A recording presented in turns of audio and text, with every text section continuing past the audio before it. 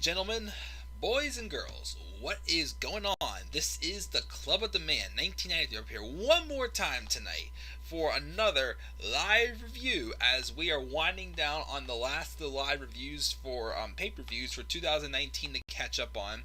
As actually we'll have two left actually after this one. I said one in the previous review. We actually have two left. We have Survivor Series and we have TLC 2019.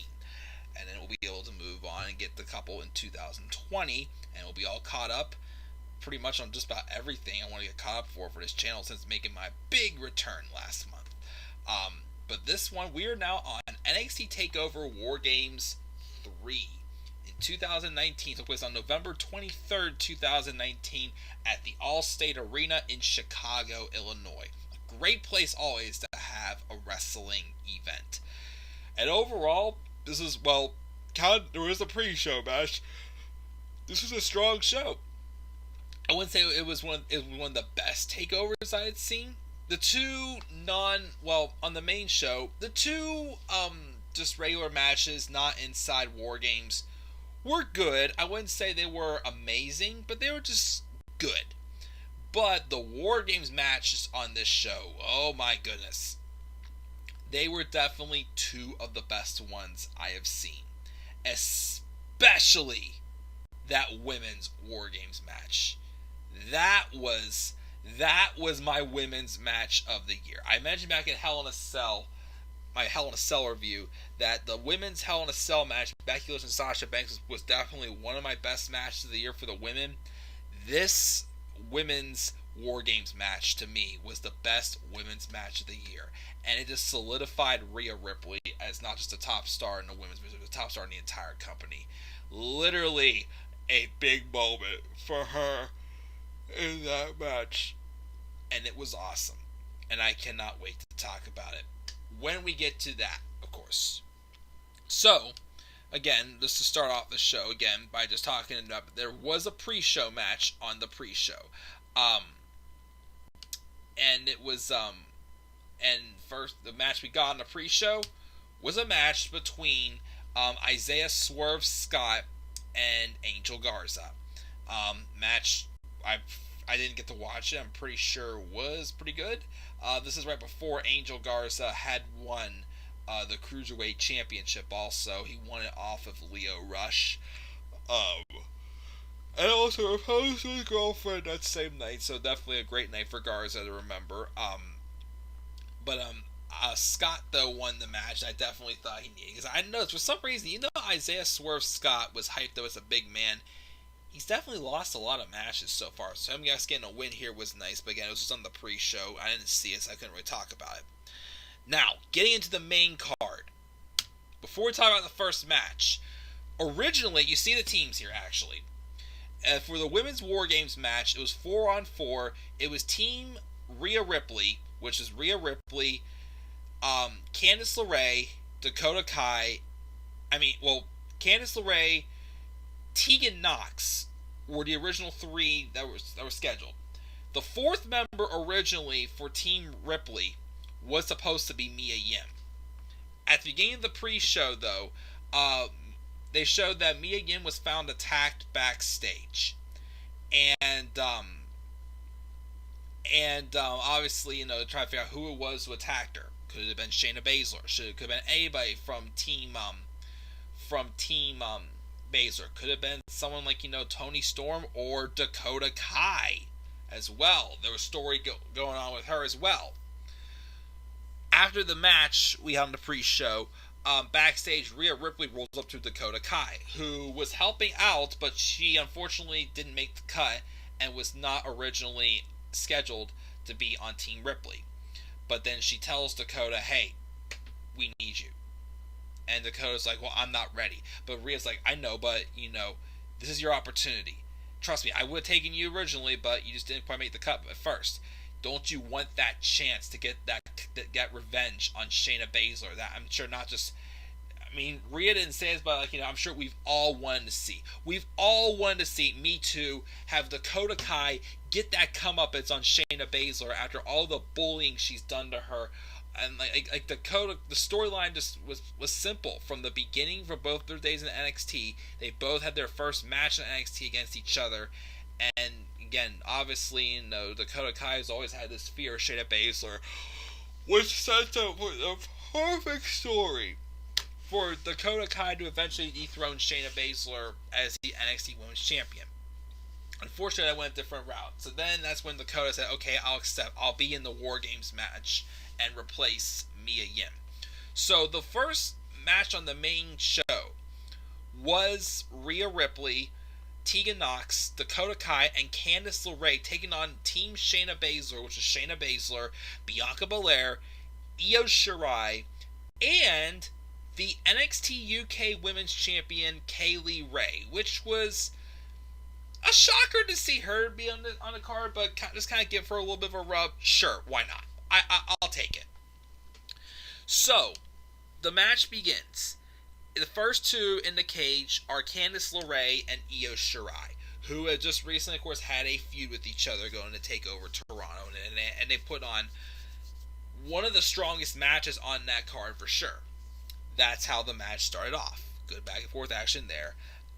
The heels, of course, had won the advantage whenever Io Shirai defeated Mia Yim in the ladder match at on the go home episode of NXT for win their advantage. Bianca Belair came in next. Then Rhea Ripley came in. When she came out, she just started grabbing all the weapons, the trash cans, the kendo sticks, the chairs. But then, of course, the only thing the crowd didn't like is the fact that Rhea didn't bring in any tables. But still, you can tell the crowd was ready just to give Rhea the monster, support that she had definitely earned at this point. So she was getting, again, this match obviously was built to give Rhea Ripley that big moment and make her look like a badass to get even more over with the crowd. Even though she had been booked as a heel on NXT UK, it was obvious that Rhea Ripley was set up perfectly to be basically the women's Pete Dunne. And I say that because, she, not just because they're both in the NXT but UK, but obviously them being in the United Kingdom division, they both gain respect from the crowd. Both, are just awesome talents, young at their age, and they both have similar characters. Not meant to come up as the nice hero, whatnot. They're badasses that just happen to be, be supported for, basically. So Rhea came out with all those weapons, and then next in came Kaylee Ray, who brought in more chairs. She then teased bringing the table, but, she put it back because, of course, she's a heel. She doesn't want to please the crowd. I thought she had a great performance. I thought she was definitely overlooked in this match. I mean, I would definitely say, Shayna played her role well. Bianca did well as well, but I think, Kaylee Ray, stood out for sure. And, of course, Io Shirai, the one spot I wanted to see, and she did it, which was awesome. So far in the match, it is Bianca, Io, Kaylee Ray, and for Team Ripley, so far, it's Rhea Ripley and Candice LeRae. Well, without Shayna Baszler, that's all it would remain. Because when the bell rang for the third member of Team Ripley to come out, Dakota Kai is coming out. And as she's leaving, Tegan's urging her on because they're both best friends and whatnot. But you could just see it in Dakota's eyes. The change of look. Bam! Turned around, kicked Tegan Nox's head off, and did a vicious assault on her best friend. Just re-injuring the knee, obviously. Just beating the holy piss out of her in that cage. It was heartbreaking, and yes, I'm sure a lot of us were not ready yet to boo Dakota Kai, but the story wrote itself. Obviously, coming back the same time, both her and Tegan Nox were having, serious knee injuries, and they became good friends. They had a match for the women's tag titles, against the Kabuki Warriors, which, honestly, I would have been for these two having a brief run of the women's tag titles before one of them turned on the other, but man, it was just effective because the story told itself. Tegan Nox came back and basically, one-up Dakota Kai. People were more for Tegan than Dakota. And Dakota just was frustrated and just took it all out and said that her best friend basically got in her way and she was tired of being passed up on. And she just beat the heck out of her. And she even, like, Dakota, who, came across, was like Dakota Kai was for that knee injury, was in line to be the next Bayley of NXT. This was even, like, more heights than, what Bayley's doing as a heel already. And she literally just, like viciously attacked the leg, used the cage very well on Tegan, and the whole time, Candice LeRae and Rhea Ripley are like inside the Wargames cell, like, what the heck are you doing, basically? Realizing their team crumbling as, Regal obviously got it. And Dakota even attacked Regal and officials and was yelling directly at Rhea saying, is this, is this what you wanted, Rhea? And whatnot? Am I good enough now for you? So because of this, obviously Dakota Kai was basically taken out of the match. And because of the beatdown, so was Tegan Nox. Like, okay, are they going to have their spots filled? But unfortunately, it's not the case. Shayna came out, and it was 4-on-2 the remaining match. And it was still just awesome. The drama from all of that, obviously, again, it's 4-on-2. Even though, like, Candice LeRae was kind of like, like a supporter there for Rhea Ripley, and probably didn't stand out the most, she still got a great rub off of this. The weapons were used very well in the match. Like, it was still a flat-out war, a 4-on-2 war, but these 6 women just went to town with each other inside there. And of course, again, Kaylee Ray took a couple nasty bumps. People were going through tables, through trash cans. I believe someone brought in a table. I can't remember who it was, but a table was brought in at some point. But one of my favorite spots of the match, first off, I wanted it. We saw it in the steel cage match that her and Shayna had the night that she turned heel. Io Shirai climbed to the top of the Wargames cell, did a moonsault off the top. I believe it took out Kaylee Ray, either Kaylee Ray and Candice LeRae, or Bianca Belair and Candice LeRae. But eventually, it would come down to Rhea Ripley and Shayna Baszler basically brawling with each other, and Shayna even handcuffed Rhea to her, or it was vice versa. I think I know what happened. I think it was Shayna to put a cuff onto Rhea, but I don't think Rhea got the other cuff on Rhea.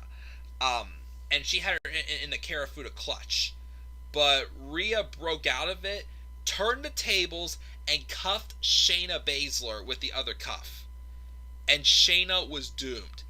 And Rhea just beat down on her, and then used the cuff to her advantage, hit her with the Riptide through chairs, and Rhea Ripley pins the NXT Women's Champion Shayna Baszler for the victory, obviously setting her up for a title match, which she would eventually win and become the NXT Women's Champion.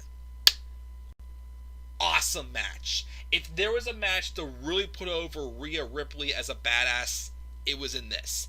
And again, credit to Candice LeRae as well for, coming out strong in this 4-on-2 match as well. And the heels did an excellent job as well. Bianca did great.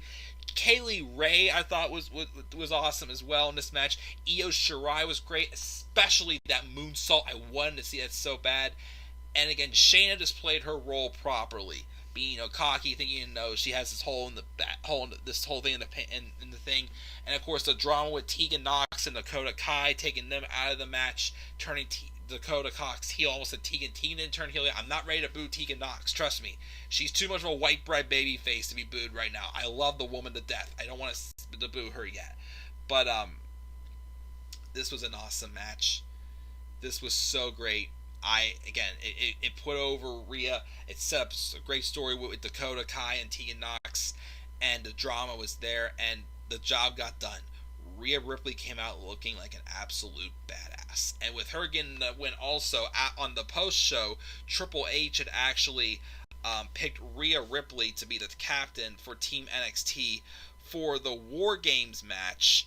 I'm not sorry for the women's Survivor Series elimination match at Survivor Series next day, since this year's Survivor Series was Raw versus SmackDown versus NXT, which we will talk about tomorrow, hopefully tomorrow, because obviously NXT pulled double duty this weekend. I'm sure they were pretty exhausted after all this, but yes, awesome match, and again, my women's match of the year for sure from 2019. The second match we had on the main card was a triple threat match. It was Pete Dunne taking on Damian Priest, who I am pretty high on for as an upcoming star, and the returning to NXT Killian Dane. The winner of this triple threat match would face Adam Cole at Survivor Series for the NXT Championship, since so that way they have all three of the main event titles for each brand on the line for that show. Not a bad idea, except I didn't think all three of these guys should have been involved in the NXT Championship picture yet. I guess they want to give the stipulation to give all three of these guys. All three of them, well, mainly Pete Dunne had been feuding with each of them, and they kind of just intertwined with each other. Basically, they both just wanted to make their name off of Pete Dunne. Damian Priest, the upcoming star. Killian Dane, who returned to NXT. He lost this feud to Matt Riddle, but obviously he wanted to get his momentum back by going after Pete Dunne. Even though, once again, I still think they should not have had the NXT contendership on the line in this match. It was still good. I felt it was a tad too long, though. That's my thing. This was like a 20-minute match. It don't need to be about like a 10-15 minute match, I felt, in my opinion. Still great, a lot of drama, a lot of near falls, a lot of great counters, showing how good these guys can be. Like, especially with Pete Dunne, great. Killian Dane hasn't been really the same since return to NXT as he was his first round, but he still looked good. Damian Priest, though, again, I continue to say I am super high on him. He's going to be a big buck star for sure someday on this roster. It's looking like I think NXT TakeOver Tampa has been canceled, but I think I heard today that they're going to be announced, Triple H going to announce tomorrow that they're going to do the matches, they're going to do NXT TakeOver Tampa over the next couple of weeks. So we'll see how those go for sure, as there'll definitely be some really good star-studded episodes of NXT. But Pete Dunne won this match, like I said. I didn't expect, for a main roster pay-per-view, I didn't expect Killian Dane to be featured on against Adam Cole. I didn't see it. Damian Priest, upcoming star, but he wasn't ready yet. Adam Cole and Pete Dunne for the NXT Championship, I felt was the right route to go. So Pete Dunne getting when he was ready again. Excellent match, really good, definitely better than I thought, but I think it could have been a little bit better if they would have trimmed off about 5-7 minutes off this match. Because again, this was a 20-minute match. I don't think it needed to be 20 minutes like it was. But still a great match. Not gonna knock on it, but again, just a touch too long, I would say. So that's all for that match. The next match I thought was the weakest match on the show. It was still good, but I didn't think it was as good as I thought it would be. Finn Balor taking on Matt Riddle. Again, Finn Balor had returned to NXT on the October 2nd edition and then turned heel a couple weeks later. And obviously, he had a story going with Johnny Gargano, but wanted to be more effective by writing Johnny off his first TakeOver that Johnny had missed since, I believe, TakeOver the End, I think it was. Yeah, TakeOver the End, because from TakeOver Toronto on, he was on. He was. Was he? Wait. Let me think here. No, actually, I don't think he was at TakeOver Wargames 1. I don't think he was on that show. What was that card? We had the Wargames match. We had the NXT Championship match. I don't think Johnny was on that card. I'm sorry. I'm sorry. I don't think he was on TakeOver Wargames 1. I'm sorry. I forgot about that. My mistake. But again, this match obviously this match was just, it was kind of like, even though I don't think Matt Riddle was a throwaway opponent for Finn Balor, it felt like kind of like, just a random match just to get Finn Balor over on give him a victory on a TakeOver show. Like, this match felt like this is the match I felt like, it was solid, but it felt it could have been. It felt more strong if it would have been like a main event of like an episode of NXT. I don't think it was as strong as we all expected to be, but it still did its job to put over Finn Balor, and give him a victory at TakeOver to get him going as a heel and get him going again, get his momentum back that he lost on the main roster. So that's really what the goal is behind it. And then the main event, the men's Wargames match. It was the Undisputed Era, all draped in gold. Adam Cole, Kyle O'Reilly, Bobby Fish, and Roderick Strong. The NXT champion, the tag team champions, and the North American champion, taking on Team Ciampa, which was originally Tommaso Ciampa as team captain, Keith Lee, and Dominik Dijakovic. Those are the only three announced before this match, of course, started. Now, of course, originally Matt Riddle was going to be in this Wargames match, storyline-wise. But then him and Finn Balor got sidetracked by Finn Balor, and he chose to go after Balor instead. But so obviously the big question was who was going to be the fourth member of Team Ciampa. So how do we start off the match? So we started off to do this. Let me see here. Started off with Tommaso Ciampa and Roderick Strong. Kyle O'Reilly came in next. Followed by Kyle O'Reilly, it was Dominik Dijakovic. And then after Dijakovic, it was Bobby Fish. Then it was Keith Lee. And then Adam Cole came in. Obviously, the weapons came in over time. The bumps were crazy. The match itself was crazy. So the big question was who was going to be the fourth member of this Wargames match? I thought it was going to be Velveteen Dream coming back. He would not come back, though, of course, until right before TakeOver Portland. He didn't come back. He had a back injury. I thought he would, based off his history of the Undisputed Era. I thought maybe this could have been when Morrison surprised us and appeared in this match. I thought it was going to be something big. And it still was something big. It was a nice surprise just to get the crowd hot, for sure. But the fourth member of Team Ciampa was Kevin Owens, who returned to NXT for one night and to go after the Undisputed Era. Kind of continue on how, Undisputed Era had, attacked him on Raw the previous week, which I was fine with. I'm like, you know what? Cool with me.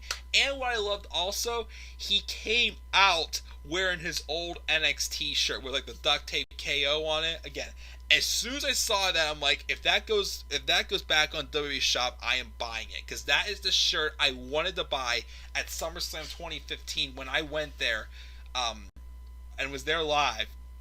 But unfortunately, they did not have that shirt in my size. I wanted that shirt so bad, and I literally bought it, and I bought it right after Christmas, and I do have that, which I'm so glad I do. But Kevin Owens came out to a massive pop.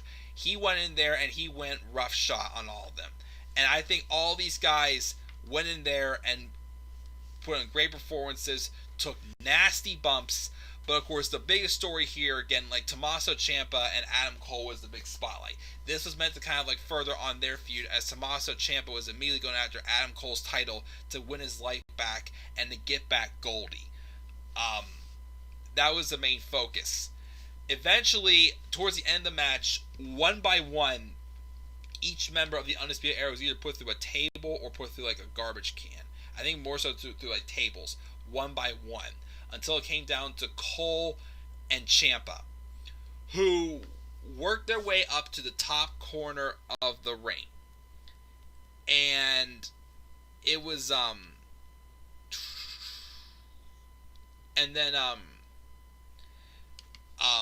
and then it gets to the top, and I'm like, what the heck is going to happen here? I didn't know what it was going to be. I thought maybe we could do a Panama sunrise off the top or something. Something crazy was about to happen. But then eventually, after the brawl, Ciampa got Cole hooked around him, like he does with Gargano several times, a few others. Did his aircraft crash off of the top of the steel cage into the tables below. Ciampa, who always was beat up, lands on top of Cole, pins him 1-2-3, and that obviously was going to lead Tommaso Ciampa to getting his NXT Championship match at TakeOver Portland. Great match. It was brutal. It was physical. I mean, yes, the Undisputed Era had been on all three of them, but we still got, some fresh names inside the Wargames match. Got, Tommaso Ciampa, a big win in his return. Gave a good rub to Keith Lee and Dominik Dijakovic as well. And also, the surprise return from Kevin Owens was really nice to have as well. That energy, the pop he got was definitely deserved. And of course, it also led to some suspicion, like with Raw and NXT and SmackDown going to war at Survivor Series. Was this going to lead to something about that? It did not, but to me, it was still a nice surprise and a nice way to wrap up this review, as that was NXT TakeOver War Games 3. Guys, this was a great show. Again, the War Games matches were excellent. The other two matches, well, on the main card, again, Riddle and Balor was definitely the weakest match. I thought it was just solid, but it felt like a match that could have just taken place on another regular episode of NXT. But it did its job getting over Balor. And, of course, a triple threat, despite that being a touch too long, I still thought was a really good match, for sure. To have Pete Dunne earn his spot to take on Adam Cole at Survivor Series the following day, which that will be our next review. For TakeOver War Games 3, though, I'm going to give it a B+. It's a great show. Again, the War Games matches capitalized. The undercard was solid, but again, the War Games matches were awesome. I give this a B+. What we got here in the live chat before we go out the air here? Towers loves Tom and Jerry as well. Awesome. Survivor Series is next. This was a mistake to have NXT 2 nights for War Games and Survivor Series. Kind of true, yeah, because I'm sure they were pretty tired, but most of the superstars still look good at Survivor Series for sure. I'll give them the rub for that. Finn should have been on the Survivor Series match for Team NXT. I'm kind of glad he was not. I felt it was just a little too soon to have Finn Balor intertwined with the main roster again. I thought it was just a little too soon for that, in my opinion. So I was fine with that. Survivor Series should not be, yeah, we keep saying it for years, Survivor Series should not be just like a bragging rights show anymore. They need to do something different with it. And although I keep hearing it was not supposed to be that way for Survivor Series 2018, but apparently Roman Reigns getting sick with leukemia changed all of that. Because WWE depends so much on him, as we all know. But that's going to do it here, guys. Again, I did 4 pay-per-view reviews today, so we're in really good shape now. We have just a handful of them left. We have 2 left from 2019, which next one will be Survivor Series that I will try to do sometime tomorrow. So we'll have to wait and see. So, guys, B+ for NXT TakeOver War Games 3. What are your thoughts, guys, on NXT TakeOver War Games 3 and all that happened? Especially, again, my match tonight was the Women's War Games match. Make sure to leave your thoughts down in the comment section below. Slap a like on the video. Subscribe for more content on my channel. Follow me on Twitter at DemandAirBonnie3. And I will see you guys in my next video, which, again, will probably be the Survivor Series review. If not, then the AEW Dynamite review for tomorrow. So until then, guys, I am checking out. As always, guys, please stay safe during this coronavirus. What now? Continue to pray for support for your families and all your friends that are out there to stay healthy. And with that, guys, I'm checking out. Going to bed. Have a good night. See you tomorrow for Survivor Series and Dynamite. Peace out, everybody.